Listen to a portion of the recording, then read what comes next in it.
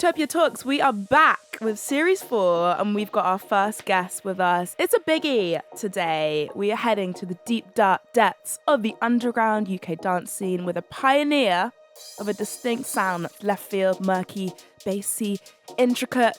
Our guest is known as a tastemaker by the music she champions in DJ sets, radio shows on NTS and BBC, through her record label and club night Kaizen. Her career spans over 10 years, DJing all over the world, and she's just started releasing tunes. So let me add producer to that list.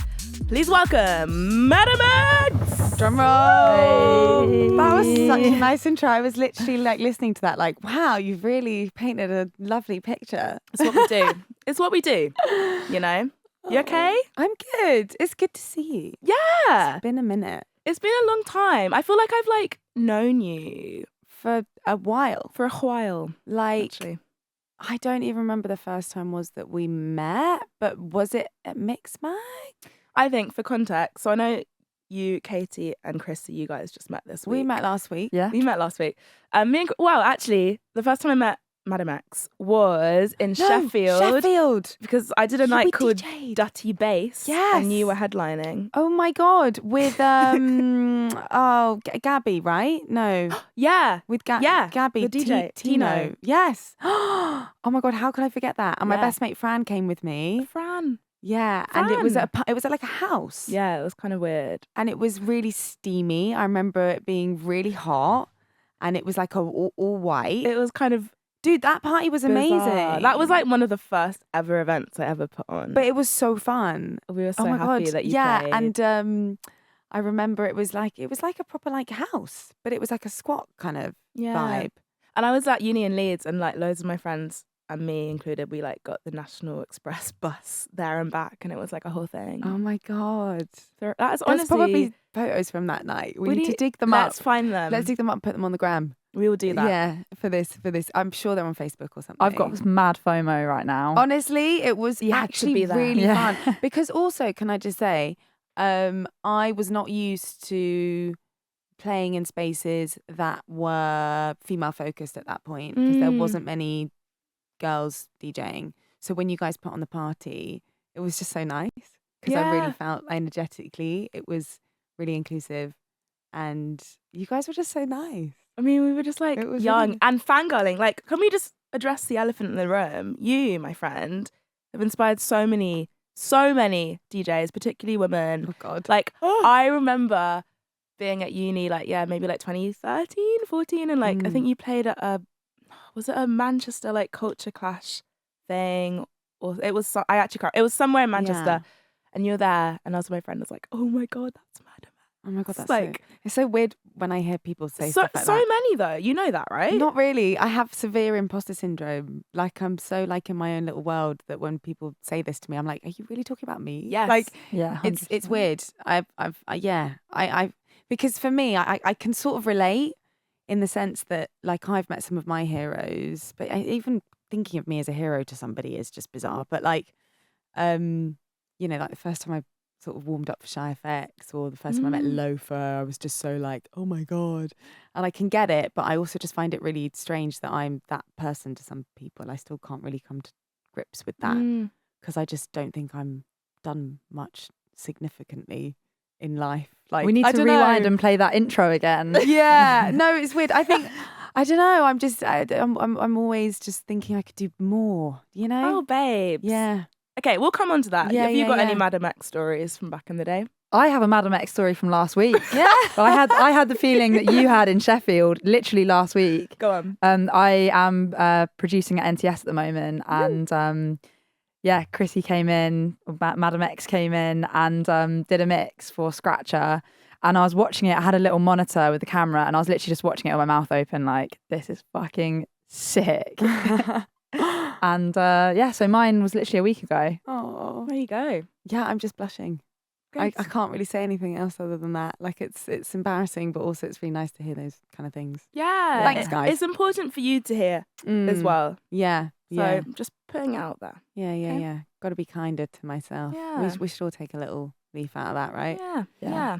Anyway, I don't think that feeling ever goes away, does it? There's always more you No. can do. Well, this is the thing, You can't actually. complete it. And with like imposter syndrome and doubting yourself, I think, correct me if I'm wrong, but whatever level you're at, whether you're starting out or you're like top of the game, like so many people can relate to the feeling of like not doing enough or not being good enough. Yeah. And I also think that maybe it's the thing that keeps making me just sort of it motivates me as well, I think.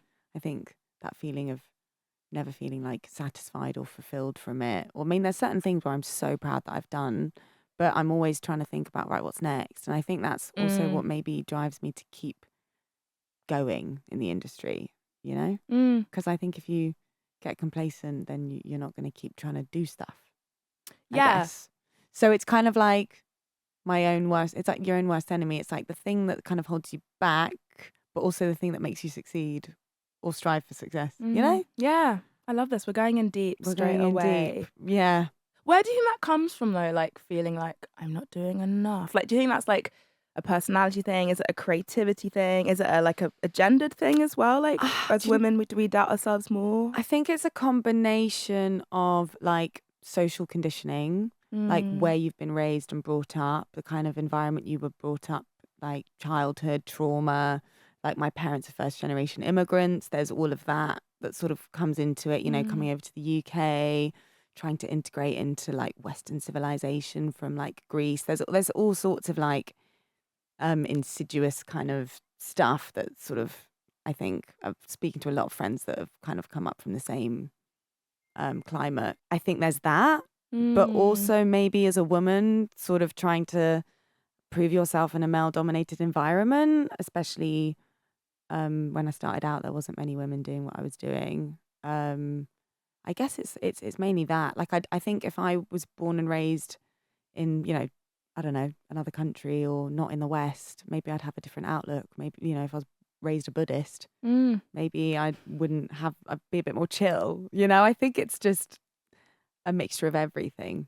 What do you think? Like, I don't know. I mean, from your experience, what do you think? I mean, I'm literally my worst nightmare. Like, I think similar to you. I think we're all similar. Like, very ambitious, thrive of doing so many different things. It's kind of like my toxic trait is like being really stressed and trying to do like a million things. But like having a deadline. Yeah. Are you that person that also waits till the last minute to get that deadline Oh, done? God, yeah. Like at uni, I was always the person that was All-nighter. bussing out the essays like the night before, and I just for some reason would thrive in those conditions. I'm like, oh, I've only got 2 hours to write something. Let's go. Yeah. And weirdly, that was when it was like, I don't know what the hell that was about, but I always used to work at night. I guess that's also why I'm in this industry, because I'm a night owl. Yeah. But what's wrong with us?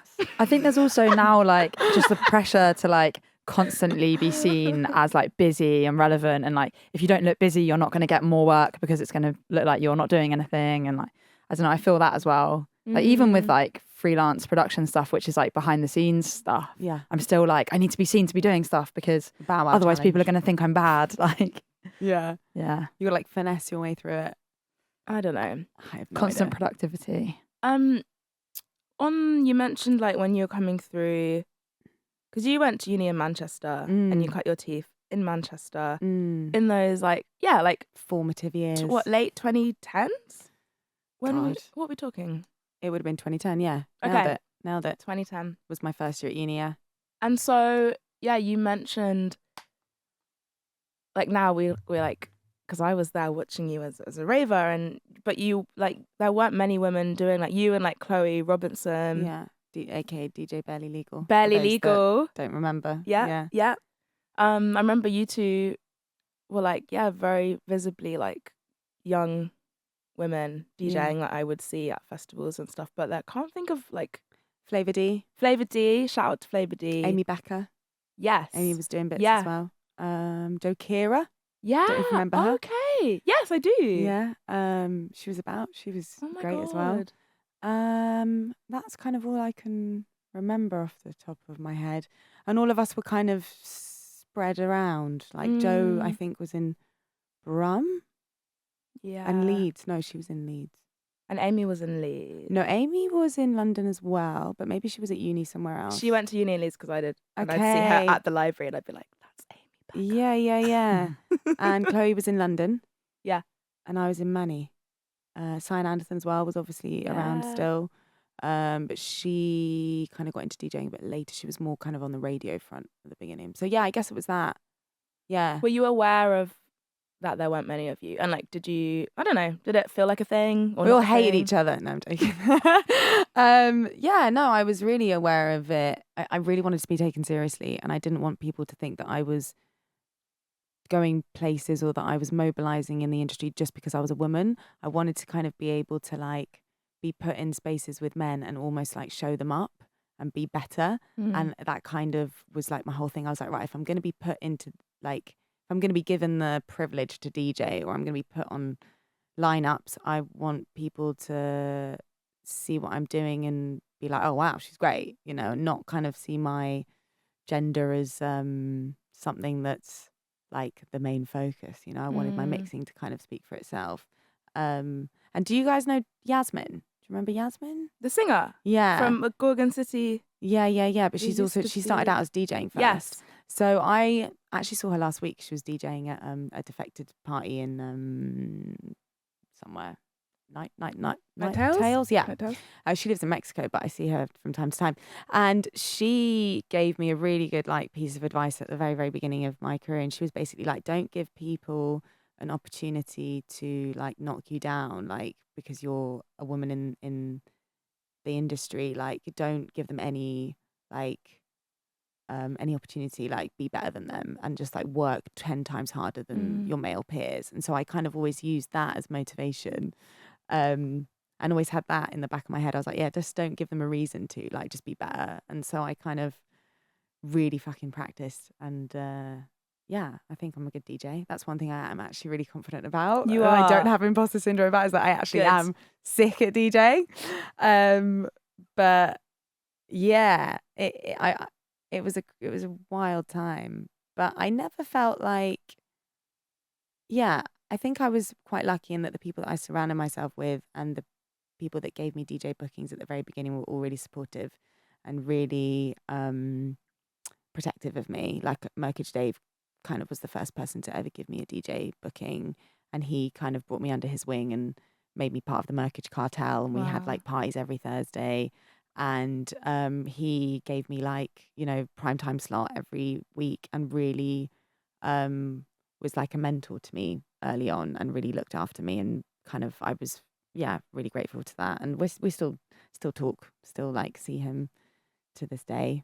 Wow. But I don't know if that's the case for a lot of people. I was quite lucky. Interesting. And I feel like you mentioned elsewhere as well that Loafer was like a big, like took you under his wing Yeah, as well, yeah. right? Do you want to tell us a bit about that? Yeah, I mean, Lo literally made Kaizen happen in a sense. Like I had this idea to create the record label and to like press records, but I didn't know how to do it. And I didn't know how expensive it was going to be. I didn't know the first thing about like having to get things mastered and then getting lacquers cut and then having test presses and like what's a master supposed to sound like? How am I supposed to know if it's right or not? And I had the artist and I had the music, but I didn't have the means of doing it. And he was playing the records and he kind of was asking me, right, how are you going about like doing this? And I had no idea. And he said, well, if you want, you can operate it under Swamp 81 and have Kaizen work as a subsidiary and use my publishing distribution deal, which essentially financed the first like 2 records that I put out. And he showed me exactly like how to do it. And once I sort of learned, I kind of took the label on and took it back, sort of bought everything back from him and then just carried on operating it. But without him kind of giving me that, that lifeline, I would have probably taken a lot longer. Like you need people like that to really kind of show you, like it's so important. And I'm so grateful to him. He was such an influence on me, just even just as a DJ, DJ label manager, like the how he created Swamp from like the dubstep days. It kind of infiltrated the dubstep techno world. Like all of it was just so inspirational to me. Like he really is a legend. Yeah. So the fact that he kind of took me to one side and was like, yeah, I want to help you, I was just gassed. She was like, I can't believe this. It was great. Can you remember what the first release was that you did on Kaizen? Yeah, Biome, Griddled. Oh yeah. Yeah. Yeah, I literally found some old photos the other day from this record pop-up that we did, like the day of. We did a party at Eastern Bloc and people came over and he was like signing the records, and I found all these old photos and I sent them to Paddy and I was like, oh my God, look at how young we are. And he was playing, I was playing, Walton was playing. Yeah, it was great. Like, it was so, it was, I just to have something physical still is so important to me. So that was 10 years ago. Yeah. 2014. Yeah. Actually, no, Biome came out, the record came out in 2016. Okay.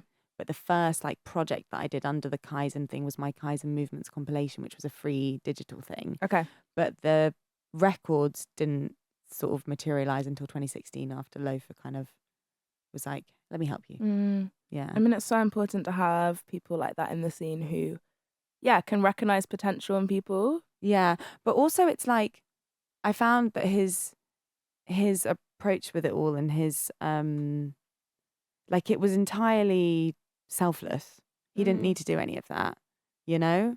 And I was like, I don't really understand why you're helping me. Like, Passion. and he was literally like, because one thing that he said to me, which has always stuck in my head, was like, well, because if one person is thriving or if one person is succeeding, then we're all succeeding because we're all part of the same scene.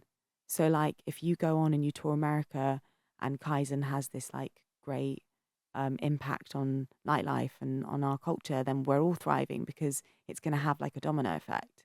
So there is really strength in numbers and strength in community. And I think sometimes we forget that when, we're so lost in the ego of it all. But really it was like totally selfless. Like he never even wanted to advertise that Kaizen was part of Swamp. He was like, it's your thing. Do what you need to do. I'm just going to help. Like, so...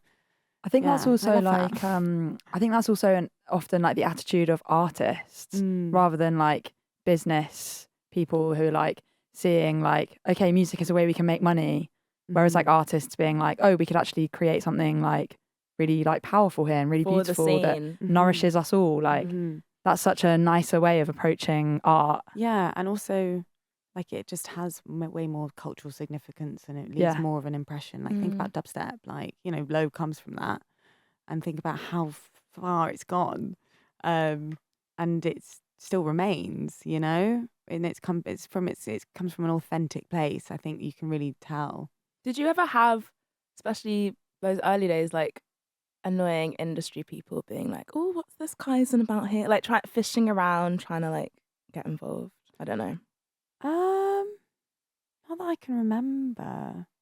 I think it was just so underground. It never really even went there. I never really had people. Yeah, I don't know. No, not from. Okay, maybe good, more with like Madam X. Yeah. But not really with Kaizen. Like I had some like weird sort of like management companies and agencies kind of like snooting around and bits and bobs. But no, I don't know. Okay, fair. Yeah. I mean, let's turn to Madam X. I think something I've always respected about you, and again, I can relate to this. I feel like you've always like you're like a entrepreneur. I'm gonna say it. Oh wow. And a multi-hyphenate. Stephen Barley, She's an entrepreneur, ladies and gentlemen. Yeah. Where's that Huel endorsement? Have you heard about Huel? Let me tell you something. I've discovered this really good thing, and it's like a really good meal replacement. Anyway, enough about that. Honestly, I get nightmares. I feel like he's just going to turn up everywhere. Sorry. Special guest. No. But yeah, something I've always respected is like that, like entrepreneurial instinct, and like it's a lot. I think you have to be a type of person to do this. Like, it's exhausting is what it is, Jack. It does. It ages you for sure. But no, it's like, what are you trying to say? It was a general you as well, referring to me as well. Yeah. Anyway, DJ, producer now, artist, label boss, promoter, exercise. Forgot about that. Yeah. Fashion as well. You've done like merch and like true. Really like I'd say it's like fashionable pieces, like more than just merch, you know. I've noticed. Yeah. Like, forgive me if there's more, but Cat mum. cat mum, cat mum. Big shoes. Yeah. And I feel like you've done really to have this many things that you do, that you like put your name to and do well, and like I can tell it comes from you. Like you're behind those things. Like you're a lot of your career you've like self-managed, and I just really rate that. And I wondered, was that like an intentional thing, or is it you've worked with people in the past and it's not been right, or just your experience of that? Yeah, I don't really like. I wish I had an answer really, but I don't. And my whole thing is that I tend to just lean into things that I'm passionate about at that time and that like make me feel good. So if I have an idea and it's sort of inspiring me, and I'm like I kind of just go for it. I'm a little bit of I sort of bulldoze my way into things. So like, you know, going into fitness in the pandemic and then suddenly getting loads of people kind of reacting to, oh yeah, we want to work out with you on Zoom. And then that just kind of spiraled, and then I just kind of rode it. Like I just tend to just kind of like, it's sort of very ADHD, I think, that kind of energetically, I just will like, if I like something, I just fucking go for it and then just ride it until I'm bored of it or I'm not feeling fulfilled by it. But, you know, doing things like merch and fashion, I think just being in a creative industry anyway, you're surrounded by so many peers and other creative people, like you're not totally exclusive to music. And I've been quite lucky in that when I was living in Manchester, I just had access to just so many great producers, like, you know, Brian Walton, they were part of my scene. The guy that always does my merchandise, he's like a Manchester creative, Luke Mennick-Matty, and I just found working with him so effortless and just so organic, and we've always worked together on clothes. So I think it's more about just like finding your tribe and finding your people, and if it works, but you don't necessarily need like a manager to kind of wave that magic wand. You just have to trust that, you know, you'll find your people energetically, I guess. I think that's definitely the key. Yeah. Like I love this year, I've really loved working with like my friends and artists I love, and you get the best stuff out of that. Yeah. And it's so original and unique to that Yeah. situation. Like a big machine or a big label or big company, they don't have that. No. Like it just comes from people being really excited about something. Yeah. And I always think that like the right people will find you as long as you're energetically in the right sort of, you're letting off the right frequency. Does that make sense? It's like the power of the law of attraction, right? Like if you're negative about everything all the time, you're only going to just bring negative things into your orbit. But if you're like trying to remain positive and you know, you just are more approachable, or like you're saying yes to more things, or, you know, like do I want to go out tonight, or do I want to stay in because I'm feeling like I can't be asked? Like sometimes actually going out is really like kind of brings good shit your way. Does that make sense? Like sometimes I'm like, oh, I don't know if I can be asked, and then I'll go to an event and I'm like, oh, that really actually fed my soul, and I'm really happy because I saw that person in the green room, or I saw that person on the dance when we had like a moment where we spoke, and the next thing you know, you're like chatting the next day about working together on something. Sometimes it does like help to do stuff like that, you know. I'm not saying go out all the time because you don't want to burn out, but I fully relate to that. I mean, Yeah. these days I'm literally the worst. I'll be like, right, this is in my diary, Thursday night, I'm out, and then it literally gets to like an hour before and I'm like, could stay in and go to bed, but I'm trying to push through to these things. Yeah, I'm not saying do it to the point of burning out, but sometimes you just never know what opportunities Be could come your proactive. way by just like, Yeah. And that's one thing that I do find is the best and worst part about being in London is that there's just so much going on, but also like there's just so much going on, you know? And you just never know what conversation or what like small little interaction could just lead to another thing. Does that make sense? Yeah. Don't know if I'm speaking No, in I like love it. cryptic riddles or not, but yeah. Yeah. And I do find like being in London for the summer was just so great, just on a just kind of social level, like coming back and promoting the EP and doing little radio bits here and there, and just like seeing people again was just really nice. Yeah. Let's talk about your where you've been geographically the last few years. So all over. you really have. And again, I've loved seeing, like, I guess should we start with like you in the pandemic, you went to Greece, which is Yeah. where your family's from, Yeah. on a holiday, and then you stayed there Yeah. for Yeah. lockdowns with Yeah. your sister. Yeah. And that just looked like a really like soul nourishing Yeah. I'm so happy I did that. I needed time. that. Yeah. I've sort of reconnected with my roots, my Yeah. heritage, lived on a Greek island, connected with my sister, started the fitness like enterprise. Yeah, I bet that wasn't on your bingo card. No. Became a cat mum. You became a cat mum to two very cute little fucking ginger fluff balls that are just my everything. I fucking love them so What much. are their names? Sakis and Ruvas.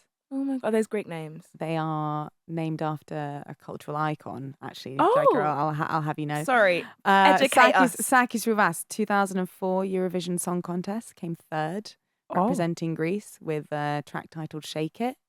He's now a judge on the Greek Voice, Whoa. I think. No the Greek version of the way. Voice. He's kind of like a hybrid between sort of like Enrique Iglesias and Ricky Martin, but like the Greek version. Whoa. Yeah. Hot. Yeah, he's big. He didn't actually win in 2004. He came third, but it was a legendary performance. And so we named the cats after him. If you got asked to represent Greece for Yeah, I would. Eurovision, you'd 100%. Yeah. What song are you gonna do? It's got to be an original piece of music. I've got to write my own song. one from the new EP. Yeah. Hoodlum FC. Yeah. I mean, there's no lyrics, but I can just kind of like...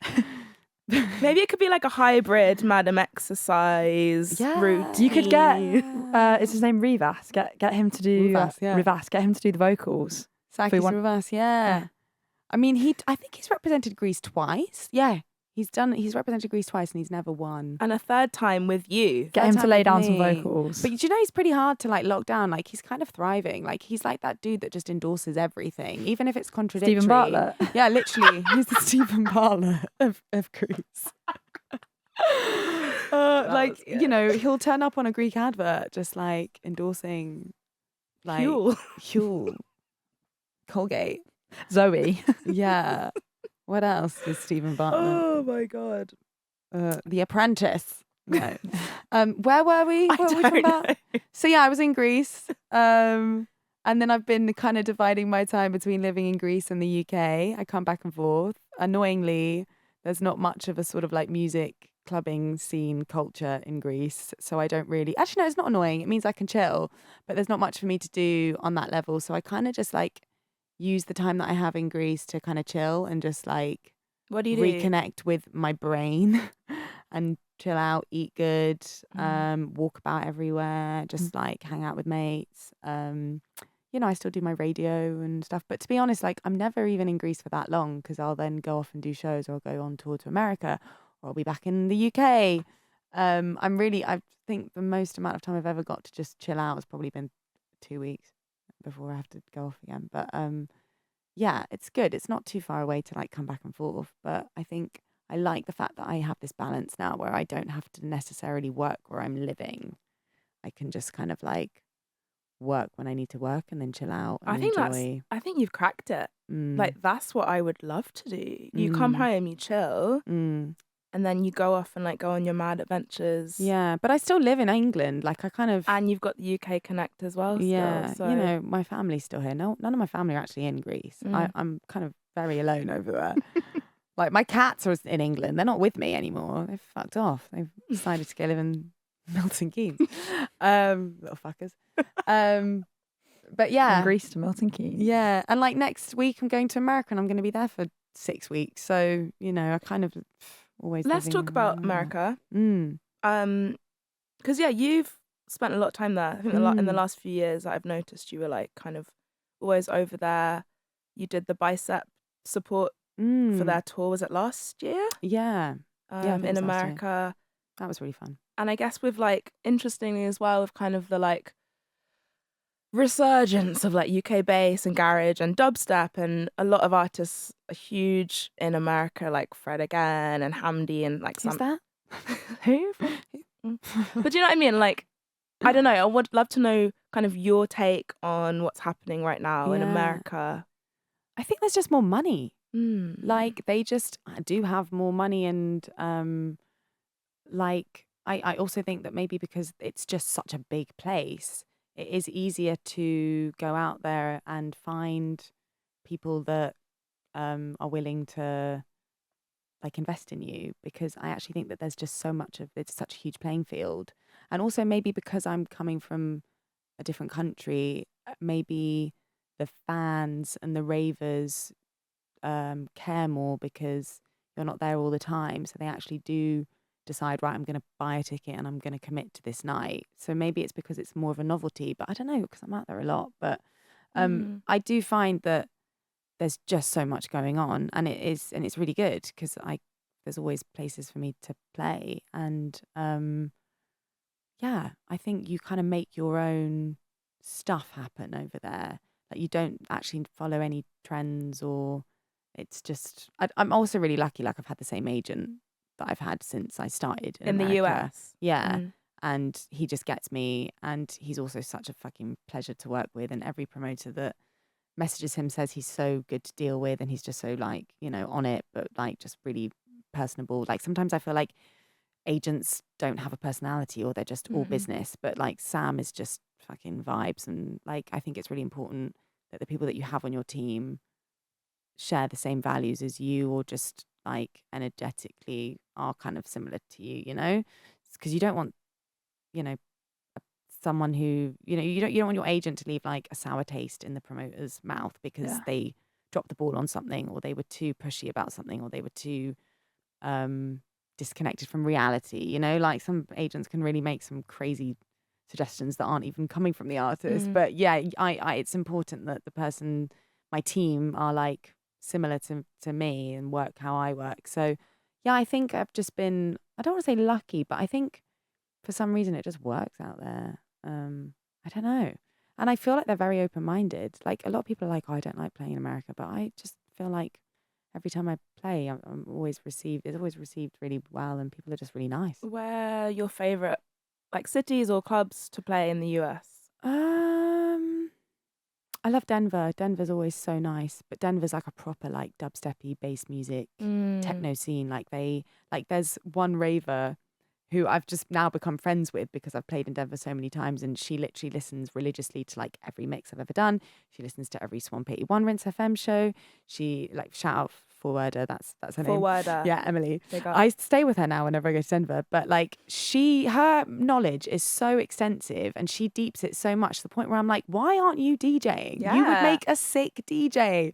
Get her on. Honestly, I was like, whenever you decide to DJ, you're fucking playing at a Kaizen party. Like she is in it, so I love Denver because the energy there is just like they get it. New York is always amazing. I fucking love New York. I'm trying to think of like, when I played at the Mirage with the Bicep, that was great. I fucking loved that. That's Brooklyn Mirage. Yeah, that was really fun. It's a sick venue. I'm trying to think of where else I've played. Like, can't think off the top of my head. Would you move there? I did live there for a bit. So you were actually living there? Yeah, I lived there for a bit when I did like a huge tour. Yeah. I was there for a couple months, and I lived in New York for a bit and LA for a bit. Sick. And yeah, I wouldn't say no, but I think I'm that kind of person that moves around a lot anyway.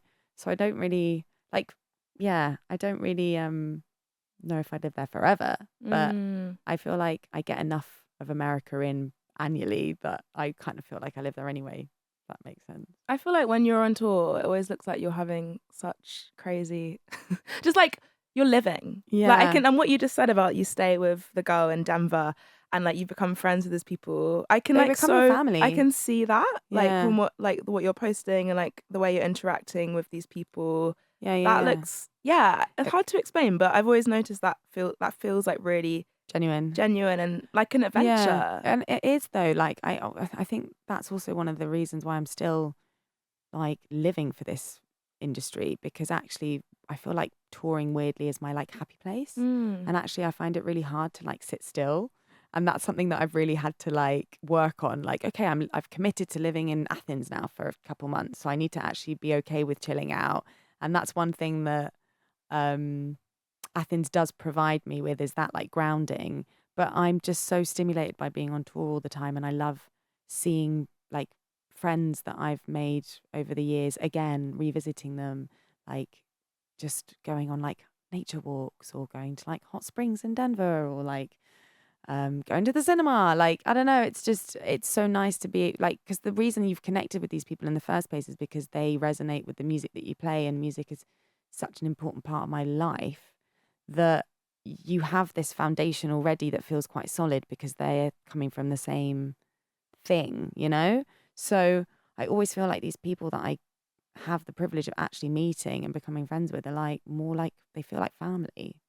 Yeah, it's great. I don't know. Do you have that? Do you feel?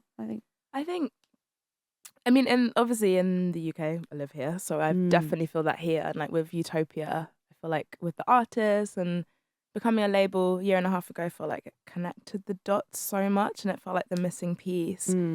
But now as I've started DJing abroad more, and like the US is something I've been doing more and more. It's still very, very new. But even that, like I connected with some people I did a show at Movement in Detroit in May. Oh yeah. And this like Great group of friends, they were so cute. They were like, I was worried to play there because I was playing like UK stuff and stuff from my label, but they loved it. Yeah. And I played a track from Utopia, which is Lou Ray, Feel For You, which is like kind of like organy, bassy, garagey thing.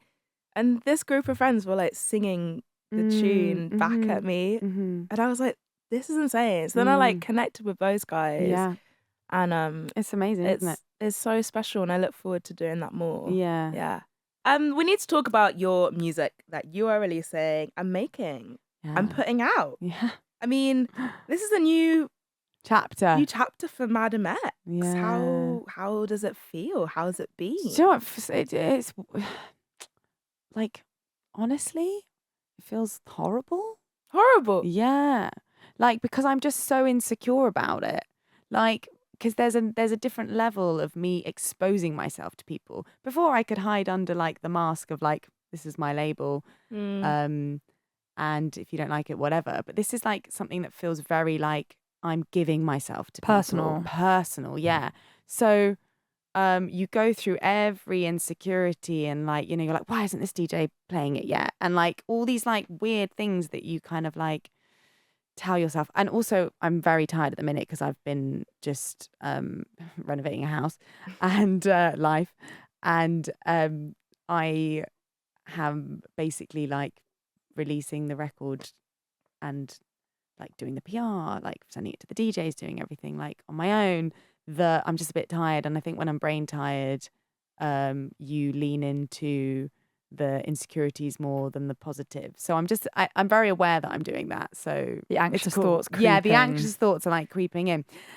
So I'm a little bit like like scared, but I also, when I get into this frame of mind, have to also remember, okay, the people that are supporting it and the amazing reactions that I have had so far, and the amount of people that are tagging me and playing the record, and the amount of people that are buying it. So I'm just being melodramatic. Like it actually does feel great, but it's also honestly, it feels very like terrifying. I can so see that. That makes sense, and it's also not what you're known for. No, and like there is a level of like, obviously all the tunes that I've created with other people, which is amazing because I wouldn't have been able to engineer them in this way, and for them to sound so polished and technically, like the sound design and everything is so on point. And I'm so grateful to the artists like DJ JM, Cartridge, Andy Martin, Dr. Jeep for like working with me on these records, because I wouldn't have been able to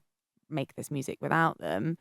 There's that kind of camaraderie and what's the word I'm looking for? Like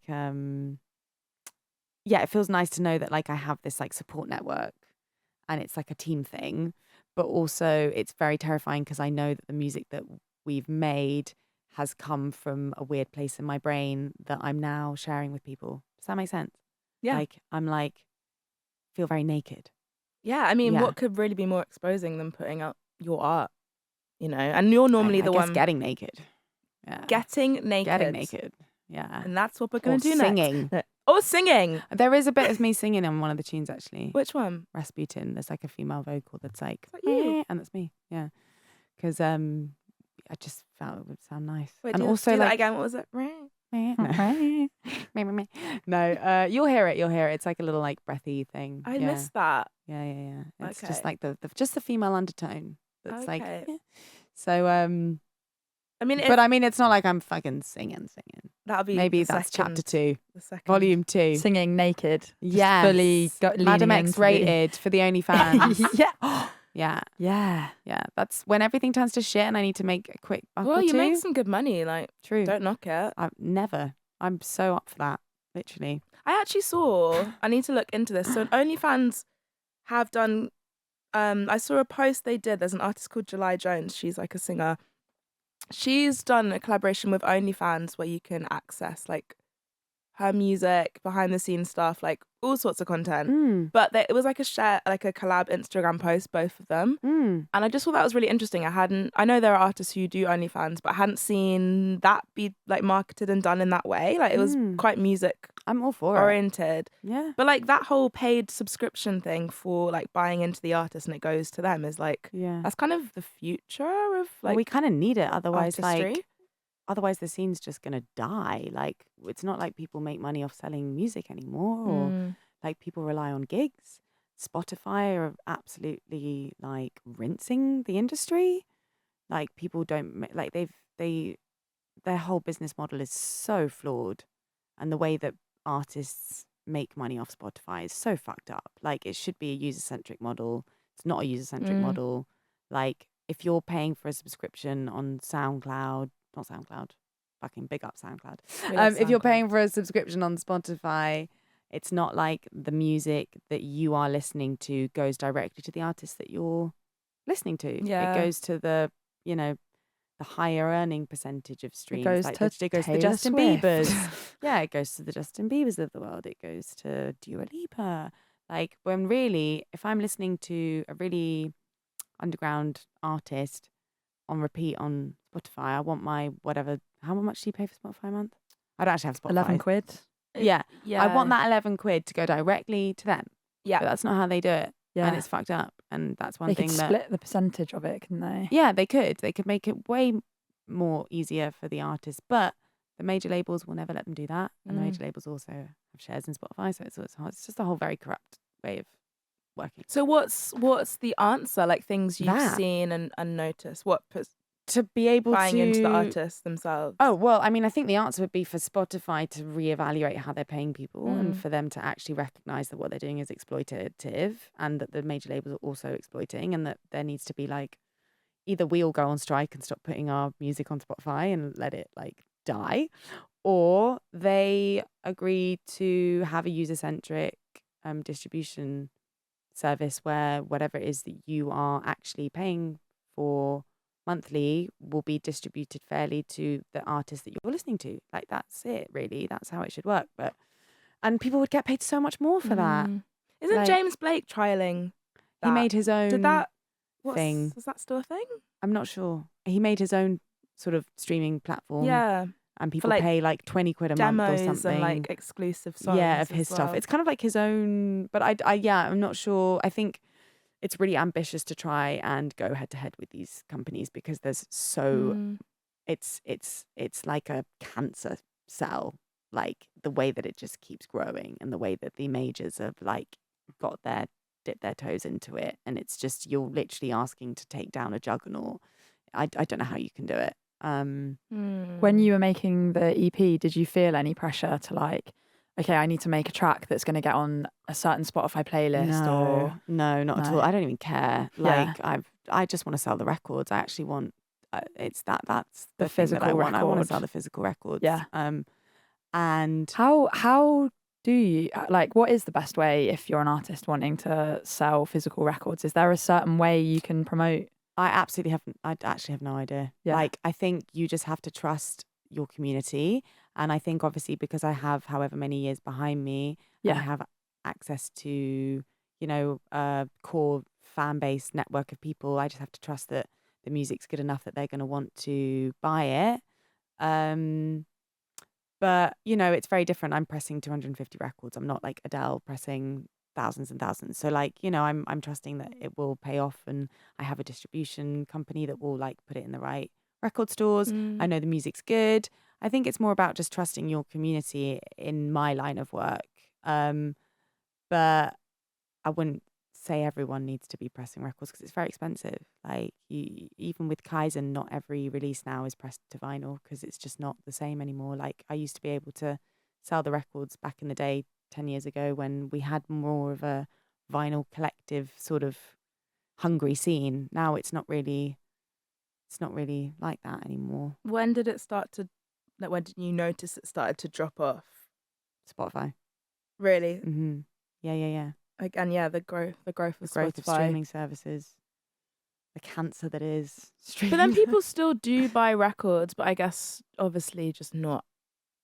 But also, if you as think about much. people that are even buying digital, Mm, it's a very unique set of people. It's literally only people that are DJs. It's DJs. Yeah. yeah. People on It's Bandcamp. people that are buying stuff to play out. Yeah, Otherwise, you're just why would you need to buy you wouldn't. an MP3? Yeah. You have Spotify. You can Yeah. listen to it. Like, yeah, it's crazy. Yeah. So really, we only make music. We only make money off of gigging, selling. Merch. Yeah, merch.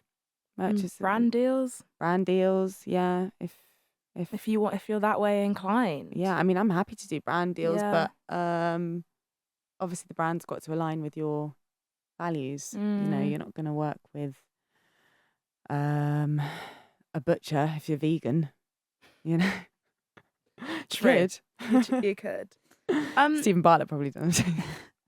On the music, I just want to ask, like, do you plan on doing more production? Yeah, definitely. Is I've already the- got some other tunes lined up. I'm just not going to release them for a minute because I have to put the other records out first on Kaizen. I have like Dr. Jeep coming up next, and then after Dr. Jeep, I've got another artist from Athens. Yeah, gives me a bit of breathing space. I'm also collaborating more with other people. I'm going to LA and do some sessions with some friends. Like, really making the music was more about drowning out the noise of like what everyone thinks everyone should be doing. And I just wanted to create a solid EP that sort of celebrated where I came from, what got me into raving in the first place. I felt really like disillusioned with just like clubbing and nightlife in the industry in general, like at the beginning of the year, and making the music was just very therapeutic, and it was more just like a just fun. And then once I started fucking around with different people and like hearing how great it was sort of coming together, I was like, do you know what, this could be a release, let's like do it. And it just kind of aligned with the fact that Kaizen is turning 10, and I felt like it would all tie in quite nicely to kind of like release this at this sort of pinnacle moment in Kaizen and my sort of chapter, career, book, whatever. So yeah, it all just kind of, but yeah, I think that's it. Like, find the fun and then go from there. Like, I found the fun again, and that was making the music and getting just gassed off it and sort of seeing them firsthand, like doing well in the raves, or like the first. Was it scary playing them out for the first? Not really. Not really. I was more just testing them. It wasn't scary. What I found really cool actually was the first time that I trialed a lot of the music was at this Lot Radio stream that I did back in like January or whenever. And you were giving Shane from the L Word. Oh my God, yeah. Oh you my look God. so cool. You had your little chic hair and then the sort of naughty's My vest. little waistcoat. Loved it. Yeah. Loved it. Thank you. Yeah, and I tested out because the tunes weren't even finished. I was just testing them. But weirdly, a lot of the comments that I got on the little Instagram post was, "Oh, what's the track ID for this? What's the track ID for this?" Sick. And I was like, "Oh, sick! All the people that are asking for track IDs are asking for track IDs on my tunes." So I was like, "This is a really good indication that this will resonate." Yeah. Which I guess gave me fuel to finish the tunes and also to press them on record. Also, it's like my first thing. I want to just do it. Yeah. Well done, though. Thank you. It's 'Cause- fucking expensive. I just really hope people buy it. Yeah. And it's coming out in October, the EP. Yeah, Homecoming EP, all about coming home. Also, weirdly, didn't realise the Euros were this year, that there was like a bit of A theme. a bit of a theme. One of the tunes is called Hoodlum FC, which I sampled sort of football field recordings. So everything is like weirdly tying in, and I didn't even Are plan you a any football of that. girly? I like sports, Mm. but I don't support anything really. I like Calathea FC from Athens. That's the team that I sampled. Sick. That's sick. And they're sound doing sign. great. That'll be in the their league. official Yeah. song. Yeah, I've been saying to the manager, I was like, you need to make this the anthem. And you've got Copacabana. Yeah. That's a great name. Yeah, so that was with DJ JM and I. And the reason we named it Copacabana was because I'm in Athens. I was in Athens at the time. He lives in Copenhagen. Merged the two together, Copacabana, but also it's got like a Copacabana vibe, the track. So we were like, it was either going to be that or, oh God, what's that? Night Rider. We were going to call it that or Night Rider. And we decided on Copacabana. And is Watergate inspired by the club in Berlin, or is that something different? So Watergate was because Andy Martin and I were in the studio at his house in Guadalajara, and there was a dude outside trying to sell water, and we were like sampling him screaming, and then we put we sampled him and we put it in the tune, and then there's one moment in the tune where there's like a water drop, so we called it Watergate. I love this. Nice. Rasputin was a play on the Boney M tune that we sampled called Rasputin, and just like Rasclat, which you spell with lots of S's. These tracks are so you. It's like your personality. Yeah, I think that's it really. That's what I wanted to get across. Yeah. And also because I play them all. I wanted to make something that I'm going to play. Yeah. So I'm happy. Good. I'm not terrified. I don't feel horrible. I feel great. Well, I feel like it's scary. I can feel see vulnerable. it though. I can see it though, but I feel like you're gonna get more confidence the more you do. And yeah, and as a woman in production, like I'm really trying to push myself, but it's this confidence thing is like really hard to overcome. And like. Even like I want to do more sessions and stuff and going in with friends, but I'm only going in with like specific people because I really feel comfortable with them. That's I feel a bit fine. embarrassed that I know what I want to make, but obviously like the technical stuff is like learning a whole new language and it's never ending. It's very intimidating. Yeah. It's such a steep learning curve, isn't it? Yeah. Like I feel like you're never going to nail it. You're always just going to keep learning, I think. Like I'm still so like confused. Like I don't really know like the technical language that much, but I can sort of like direct and like engine, like sort of like say, oh, the drum needs to sound like this drum, or it's got to have like I know enough to kind of be able to like do it, but I definitely need that other person to help me engineer it, but slowly getting there, work in progress. But I think as long as whatever it is you do decide to put out initially is something that you're really proud of and that you really like, then it's fine. Yeah. Like just make sure whatever it is you feel good about, And I feel really good about the records. Yeah. And I'm really grateful to the artists that did it with me. Like they really helped me out. And it was just really fun. Like I was in Guadalajara for like a week with Andy Martin in his studio. Sick.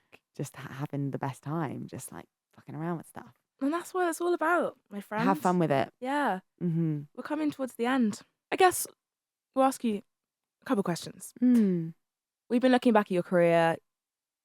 You've been someone who's, I think, had real longevity. And, now you're entering literally into a new chapter. Yeah. Right? Which is making music. But also you've still got your platform Kaizen, which is 10 years old now. Like you, as we said, have your fingers in many pies. For me, it's very, very inspiring. And I want to know, like, for you, like, what do you want, like, your legacy to be? Oh, my God.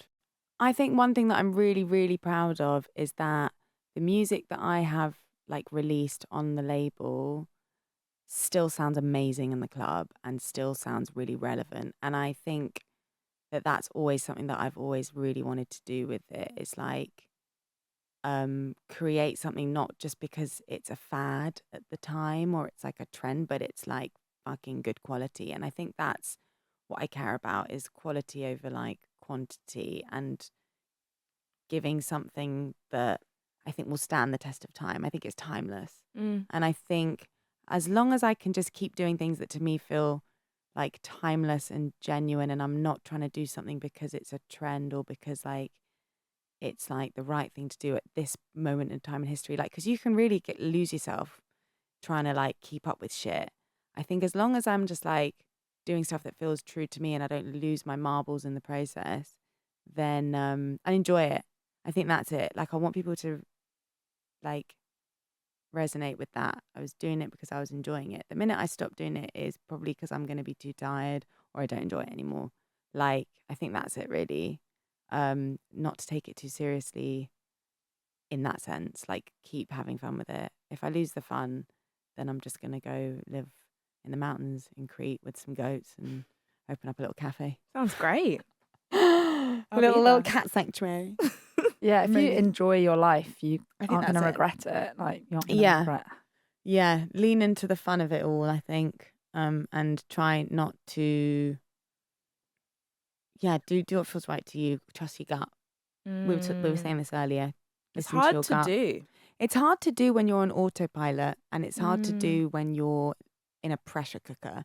And I feel like sometimes you can get lost in London because you're trying so hard to just like pay your rent, and you kind of forget to check in with yourself. And that's kind of why I like being in Athens sometimes, because it allows me that space to just kind of like sit for a second and just, just kind of like deep it. Mm. And it's really important to check in and feel what you're feeling, I think. Yeah. But usually your body's always right. Yeah, so listen to that. That's very good advice. Mm. We have a final question. Do you want to ask the final question? Yeah, so we ask all of our guests this one. What is your utopia? Oh my God. And it can be deep. It can be about having loads of rescue kittens and living in a mountain, or it can, wherever you want to take this question. Do you know what? Actually, one thing that I always just feel I get so ecstatic and elated by is literally like when you do a good gig. Like when you do a good gig and you feel like it's almost like been like an exorcism. Like Yeah. you've literally given yourself to people and they are having the time of their lives, and you feel like, and it's not every gig, but some gigs you come away and you're like, wow, I really felt Yeah. like we had Connection. a moment and a connection, and we like danced a dance, and it's such a unique feeling that it's so hard to like emulate and recreate, but you get that sometimes. And when you come away from a gig and you're like, that really fucking like fed my soul, fed their soul, and you feel like it wasn't it, because I don't think DJing is all about the DJ. It's not. Like, it's a two-way thing. It's like you're giving it and receiving. It's like they're giving you energy and you're reading the room, and you're like, it's like a whole like ritual. And when you come away from that thinking, I fucking gave my all, and they responded and they liked it, and like I made people's lives like happier for that 2-hour set or whatever. Yeah. Like last night, someone came up to me at NLDC, which is this like dubstep party that happens every Thursday, once a month in Where? Dalston Den. Oh, nice. It's like a free party. It's fucking amazing, and people that go there really go there to just like listen to like dubstep. And I really rate everything that they're doing and the community they've built, and it's like so lovely. And this like kid came up to me and was like, 2022 Outlook Festival beach stage, you changed my life. And I was literally like, what? Like, this is so crazy to hear. And I was like, how old are you? He's like, I'm 23. I was like, oh, okay. So you must have been like however old at that point. He's like, yeah, you were the first time I ever heard dubstep. You changed my life. Blah, blah, blah, blah. I was literally like, wow. And to like have that reaction with someone is the whole reason why I do this. Like, it's that. Yeah. And that to me is my utopia. Yeah. Got goosebumps. It's That's that also guy. like, yeah, it's the best feeling when you go and watch a DJ and you're just like, oh my God, I've had the best day Yeah. ever, and like had my life changed. Yeah. But then you feel it on the other side as well. Yeah. When you're giving that to someone, you feel it back. And I also Yeah. know So exactly what special. he's talking about, because I felt it too. Like I did. Yeah. I was like, yeah, no, Wow. that really was a special. Like I know that, So yeah, that is the ultimate validation. I don't care about brand deals or, getting in the charts or any of that shit. It's when like people react like that. And yeah, it was really lovely of him to say that. And I really actually do appreciate those comments, and I really need to hear those comments every now and again, because sometimes you just get lost trying to just 100%. stay alive, stay afloat in the industry, You do. but those things really motivate me to carry on.